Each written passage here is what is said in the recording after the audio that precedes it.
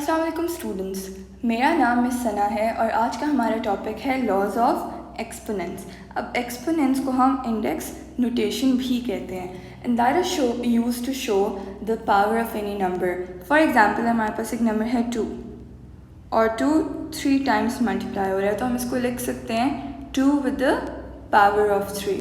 तो ये नोटेशन होती है शो करने की कि 2 is being multiplied 3 times.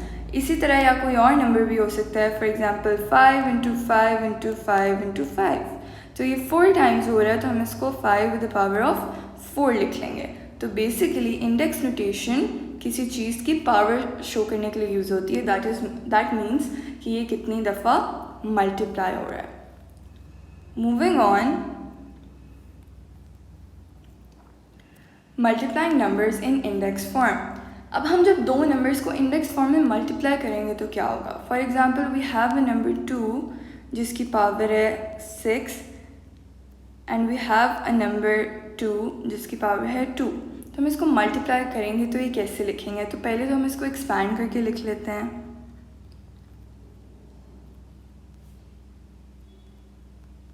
1 2 3 4 5 6 multiply by 2 into 2। अब हम इसको अगर इसके ब्रैकेट्स ओपन कर लें तो हमारे पास 2 कितनी दफ़ा आ जाएगा, 3 4 5 6 7 8। तो हमारे पास 2 विद द पावर ऑफ 8 आ गया। तो इससे हमें क्या पता चला कि 2 पावर 6 इंटू 2 स्क्वायर 2 पावर 8 हो जाता है। इन शॉर्ट इनकी पावर्स ऐड हो गई हैं, क्योंकि जब भी हम इसका ब्रैकेट ओपन करते हैं तो वो आगे वाली पावर्स भी उसी तरह मल्टीप्लाई हो जाती है और इनका टोटल नंबर ऐड हो जाता है। तो अब अगर हम इसके लिए एक जनरल रूल बनाएं तो वो क्या होगा, कोई भी टर्म है a जिसकी पावर है m मल्टीप्लाइड बाय कोई भी नंबर a जिसकी पावर n है, तो इसका answer is a power m plus n। इसी तरह डिवीजन भी कुछ इसी तरह होती है। फॉर एग्जांपल अगर हम 2 पावर 6 डिवाइडेड बाय 2 स्क्वायर करें तो ये कैसे होगा। हम 6 टाइम्स 2 लिखेंगे, 1 2 3 4 5 6 डिवाइडेड बाय 2 इंटू 2। अब हमें पता है कि डिवीजन में कैंसिलेशन हो सकती हैं, एक 2 कट गया दूसरा 2 कट गया, तो we are left with 4 2s जिसका मतलब है 2 पावर 4। तो हमें क्या पता चला, 2 power 6 divided by 2 power 2 is 2 power 4। इसका मतलब 6 माइनस 2 इज इक्वल्स टू 4। तो हमने अब एक और रूल देख लिया कि जब डिवीजन होती है a power m divided by a power n तो उनकी पावर्स सबट्रैक्ट हो जाती हैं। Moving on, any number with the power 0। अगर कोई भी नंबर a पावर 0 होगा तो हम उसको कैसे सॉल्व करेंगे। फॉर एग्जांपल अगर हमारे पास a पावर 0 कैसे आ सकता है, अगर हमारे पास हो 5 into 5 into 5 over 5 into 5 into 5। इसका मतलब हमारे पास है 5 क्यूब डिवाइडेड बाय 5 क्यूब।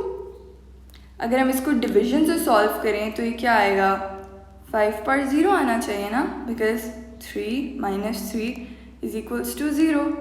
अब जब हम इसको यहाँ सॉल्व करते हैं तो ये तो सारे आपस में कट गए, तो इसका आंसर 1 आ जाएगा।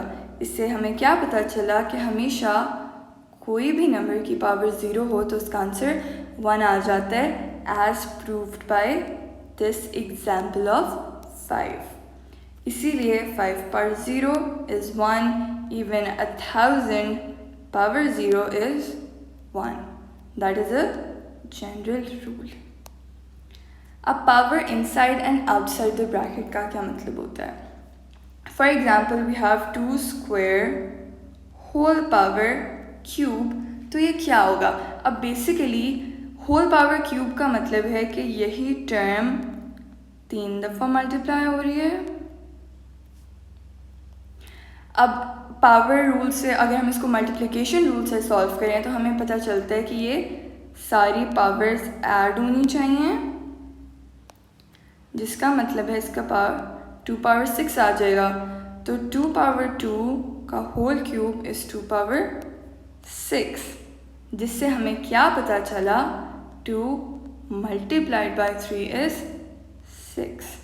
तो जब भी हमारे पास कोई नंबर m होता है होल ब्रैकेट n, तो इसका आंसर हमेशा a power m multiplied by n आ जाता है। मूविंग ऑन, नेगेटिव इंडिसेस क्या होती हैं? अब फॉर एग्जांपल अगर मैं लूँ 5 इंटू 5 ओवर 5 इंटू 5 इंटू 5, अब ये दोनों तो कैंसिल हो गए, लेकिन हमारे पास 1 ओवर 5 बच गया। अब 1 को हम 5 पावर 0 लिख सकते हैं, जैसे हमने पहले देखा था। इसको हमने 5 पावर 0 लिख दिया, माइनस 5 पावर 1, क्योंकि जब 5 की कोई पावर नहीं होती तो वो 1 होती है। Moving on, 5 power 0 minus 5 power 1 का मतलब है पावर 0 माइनस 1, सॉरी ये डिवीजन है। तो 5 पावर 0 माइनस 1 हो गया, इसका आंसर आ गया 5 पावर माइनस 1। हमें इससे क्या पता चला कि पावर्स नेगेटिव भी हो सकती हैं। तो 5 पावर माइनस 1 को अगर हमने पॉजिटिव करना है तो हम इसको 1/5 लिख देंगे। तो basically whenever there is a power minus m, तो अगर हमने इसको पॉजिटिव करना होता है तो हम इसको 1 ओवर a पावर m लिख देते हैं। This is b power m minus m for example, तो ये क्या हो जाएगा? 1 over b power m। Moving on, what is the index for cube and square root? अब हमें ये पता चल गया कि a square is the symbol for square. Square root का कैसे पता चलेगा? फॉर एग्जाम्पल हम इसको a पावर n रख लेते हैं और a रख लेते हैं, बिकॉज हमने पता करना है कि इसकी कौन सी पावर है। तो यहाँ पे हमने स्क्वायर रूट रख दिया और यहाँ पे हमने n एक अननोन पावर रख दी। अब यहाँ पे स्क्वायर रूट हटाने के लिए हम दोनों साइड्स पे स्क्वायर लगाएंगे, ये और ये कैंसिल हो गए, तो हमें पता चल गया a power 2n is equals to a की पावर 1। तो 2n इज इक्वल्स टू 1 अगर हम इन दोनों टर्म्स को कंपेयर करें, and then n is equals to 1/2, तो हमें पता चला कि स्क्वायर रूट की टर्म इज 1/2। इसी तरह क्यूब का करके देखते हैं।